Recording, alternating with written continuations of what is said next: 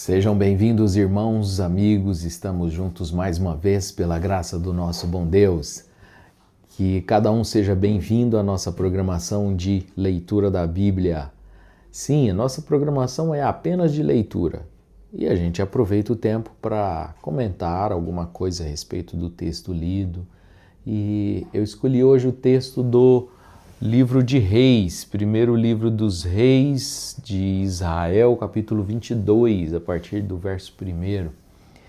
Pois bem, terminamos ontem o encontro de pastores, ontem pela manhã, encontro nacional de pastores em Goiânia, e foi um encontro especial, como qualquer encontro, todos os encontros têm sido muito especiais. Deus tratando com o seu povo, todo o movimento de Deus em favor de seu povo, que inclui a disciplina, que inclui o ensinamento e o encorajamento. Tudo isso, o encontro é composto de tudo isso. E eu quero, na oportunidade de hoje, ainda fazer uma retrospectiva dos cultos do fim de semana que nós tivemos e meditar o que Deus tem para nós aqui, nesta manhã. A nossa leitura aqui é sistemática, é sequencial, continuaremos a partir da semana que vem, tudo bem? Então, procura aí na sua Bíblia, primeiro livro dos Reis de Israel, capítulo 22, leremos os 4 primeiros versos do capítulo 22, logo daqui a pouco.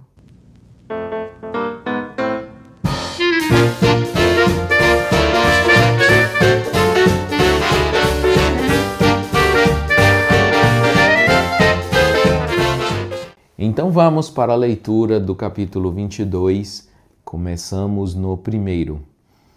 E estiveram quietos 3 anos, não havendo guerra entre a Síria e Israel. Porém, no 3º ano sucedeu que Jeosafá, rei de Judá, desceu para avistar-se com o rei de Israel.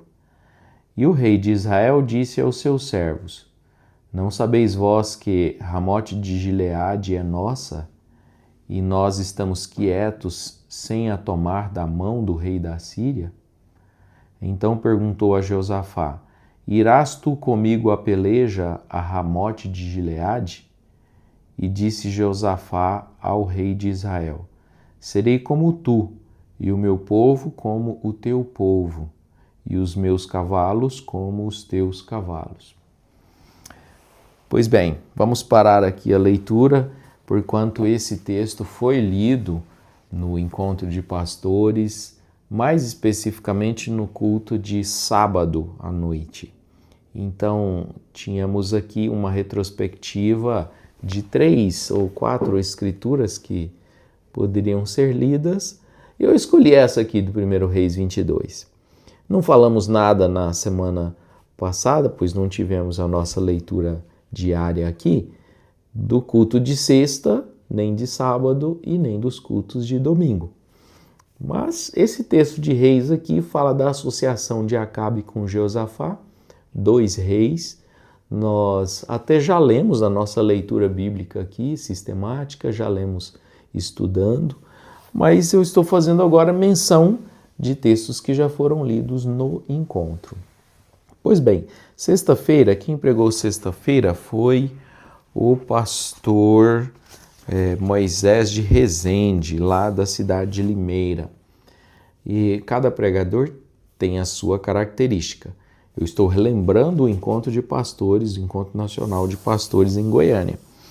E essa mensagem que ele pregou deixou a sua marca, como também a mensagem do sábado, que foi pregada pelo pastor José Limeira.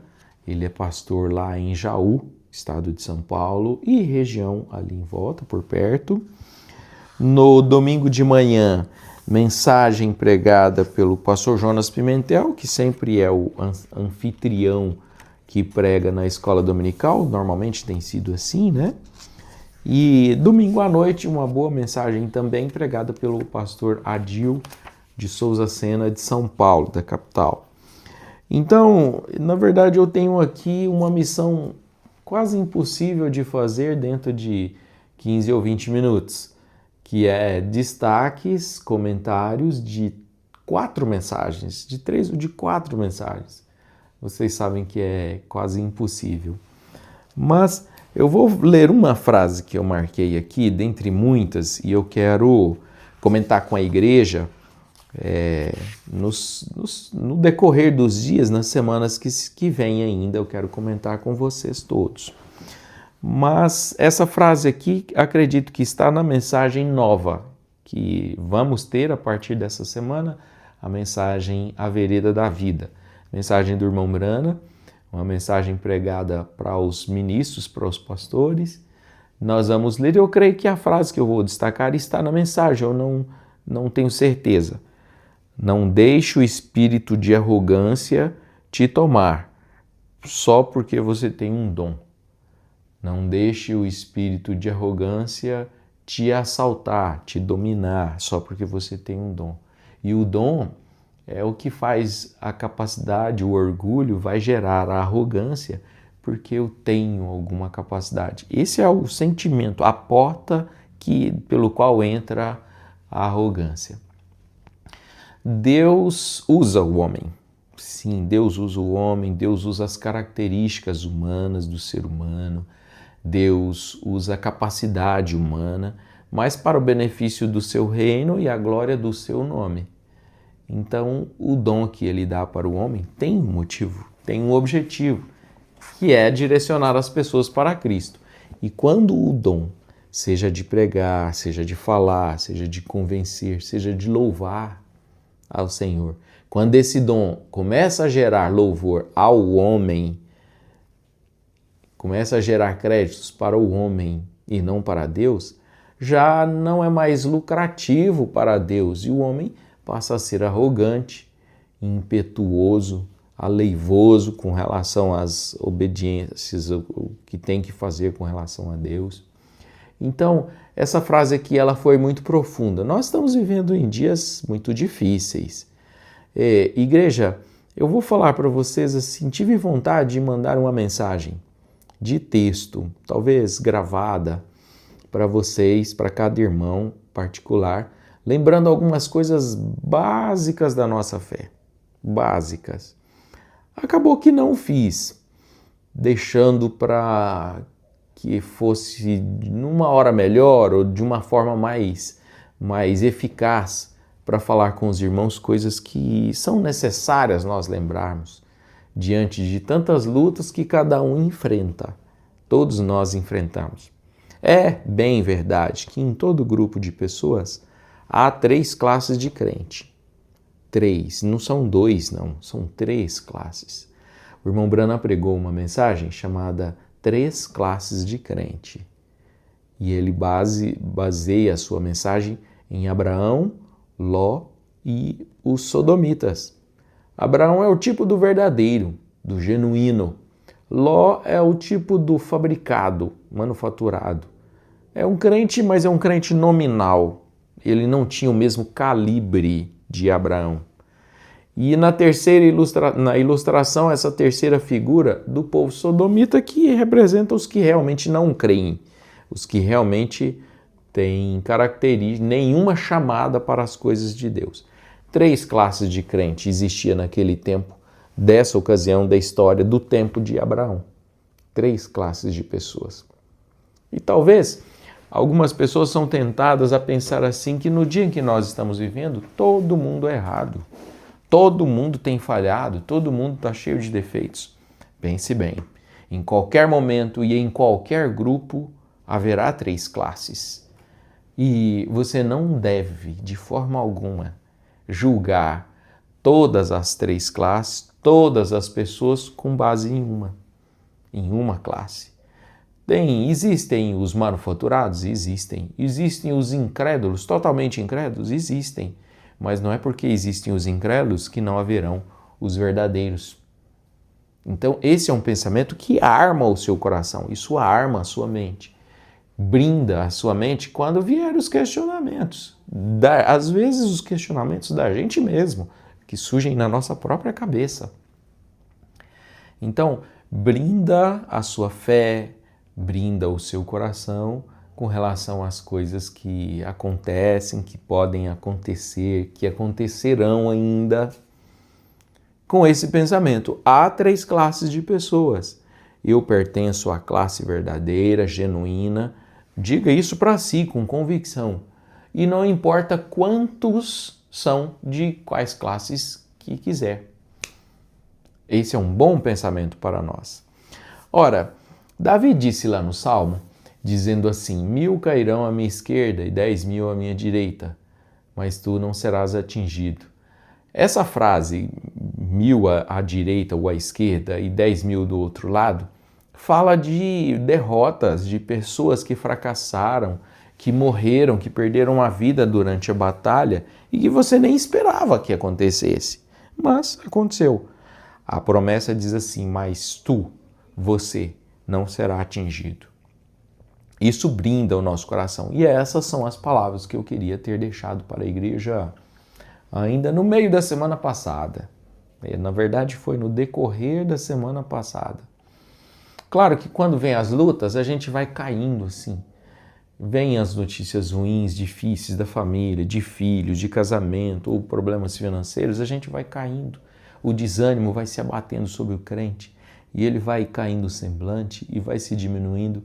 Mas você pode até se diminuir por causa das lutas, pode até recuar um pouco, se esconder um pouco quando as lutas se abaterem. É natural que a gente dá uma diminuída no ritmo, mas irmão, não pode ser muito não, porque você tem Deus aí dentro de você. Você já viu uma pessoa num lugar apertado? Se você vai se diminuindo, chega num ponto que você sufoca o Espírito Santo que mora dentro de você. Ele não é tão pequeno assim. Ele é que te põe para cima, ele é que te encoraja, ele é que te manda para frente e te mostra assim, olha, ainda que caia 11.000 dos meus lados, dos meus 2 lados, ainda assim nós temos um Deus conosco. E esse pensamento brinda, esse pensamento te protege e vai responder as perguntas quando você ver notícias inesperadas, notícias das quais você não queria ouvir. Então, esse destaque não é nenhum destaque, porque esse pensamento aqui nos atingiu no decorrer da semana e que cada cristão precisava ter eles bem definidos. Quando a gente tem esses pensamentos bem definidos dentro de nós, aí nada nos escandalizará.